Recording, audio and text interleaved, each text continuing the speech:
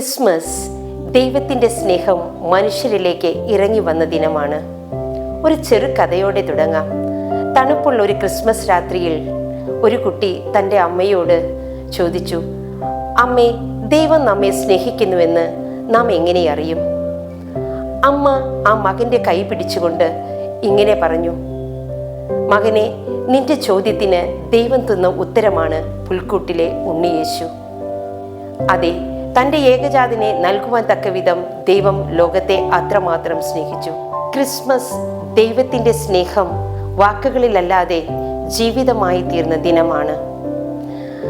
Christmas ദൈവത്തിൻ്റെ സാന്നിധ്യമായി നമ്മുടെ ഇടയിലേക്ക് കടന്നു വന്ന ദിനവും കൂടിയാണ്.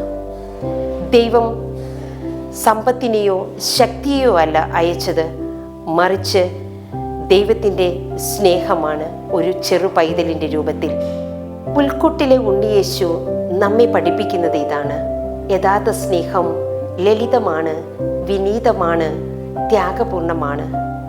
സ്നേഹം എന്നത് നൽകുന്ന സമ്മാനങ്ങളല്ല, മറിച്ച് നൽകുന്ന സാന്നിധ്യമാണ്. നമ്മുടെ വാക്കുകളിലും പ്രവൃത്തികളിലും സ്നേഹം ജീവിക്കുമ്പോൾ ക്രിസ്തു വീണ്ടും ജനിക്കും നമ്മുടെ ഹൃദയങ്ങളിൽ. നമുക്ക് പ്രാർത്ഥിക്കാം. സ്നേഹമുള്ള ദൈവമേ, ഞങ്ങളുടെ പ്രവൃത്തികളിലൂടെ വാക്കുകളിലൂടെ അങ്ങയുടെ സ്നേഹം പങ്കിടാൻ ഞങ്ങളെ സഹായിക്കണമേ.